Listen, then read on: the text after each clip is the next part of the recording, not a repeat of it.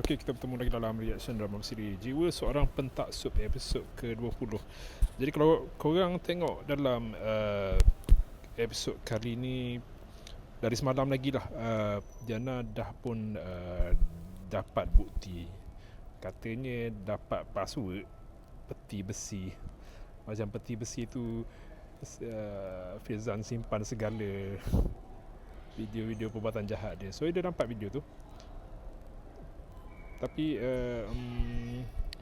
video tu dia pun terkejut lah tengok Firzan lah yang punca dia hidup dia sengsara daripada awal lagi. Tapi bukan Firzan seorang, Firzan dengan orang yang sebenarnya orang kawan dia punca juga.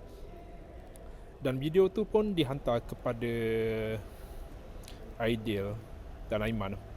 So Aiman yang dah tahu perangai ayah dia, memang dia benci lah.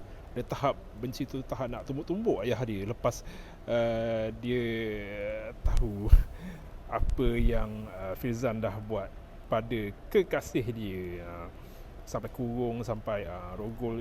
Jadi yang seterusnya ialah nak report kes Firzan pada Diana tu. Masalahnya benda tu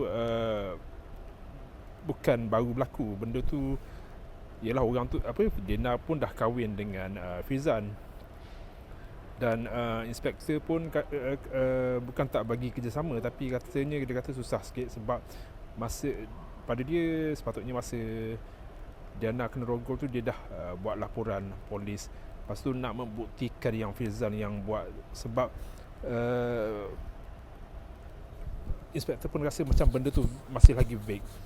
Walaupun Aidil kata memang itu sah suara Firzan dalam video tu. Tapi itulah macam Aiman dia memang geram sangat lah. Dia nak teruskan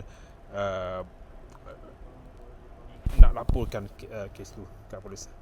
Memang dia dah satu tim dengan Aidil lah. Dia memang tak boleh lah dengan Firzan. Dalam masa sama kita boleh tengok sebelum ni, adegan sebelum ni yang melibatkan kematian ayah kepada Firdaus dan juga bekas suami kepada Suri. Dah cerai lah. Dia minta cerai daripada dia minta cerai dari suami dia. Tapi pun akibatnya suami dia macam mengamuk lah, begitu. Jadi ada kes dekat site Suri pula, yang mana melibatkan pembunuhan. Jadi Firdaus memang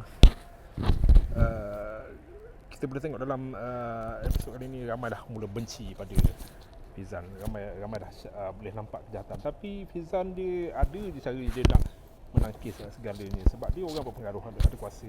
So macam semua orang tu, macam orang yang halang dia memang mampus lah, memang akan mendapat lah dengan dia. So macam mana nak bawa Firzan ni ke muka pengadilan, buat dia masuk ke dalam. Masih ada lagi dalam 5 episod sebelum drama ni berakhir. Jumpa lagi.